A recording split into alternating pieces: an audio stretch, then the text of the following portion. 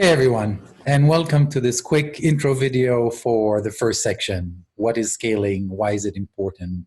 What is this all about? So basically, it's like the old saying, right? If a tree falls in the forest and no one heard it, did it really fall? The same logic applies for us here. If we conduct great research, but it doesn't translate into being used by the end users that we are targeting, farmers, national governments, etc., then what is it all for? And so scaling for us is seen in that context of how can we really become more responsive, and how can the impact of our work be increased. Now, in terms of what you will find in this quick section, the main document you could look at, if you're so inclined, is the Scaling Better Together framework. It's a short document. It should not take you more than 15 minutes to skim through the main section and half an hour to go through it.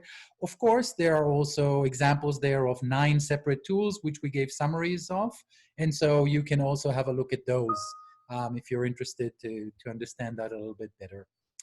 There's also a 20-minute video which I gave recently at an ILRI scaling workshop, which gives an overview of the approach and can make that more accessible to you if you have 20 minutes to have a look at that.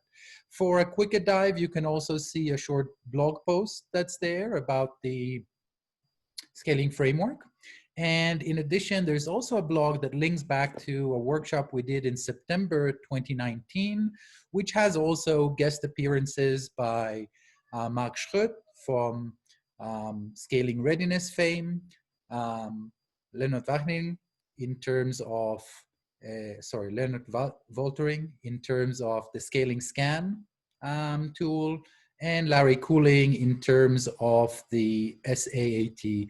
But all of them speak about scaling in a broad sense beyond their individual tools or approaches. So if you'd like a deep dive and want to hear from some great people on the topic, that's your other resource.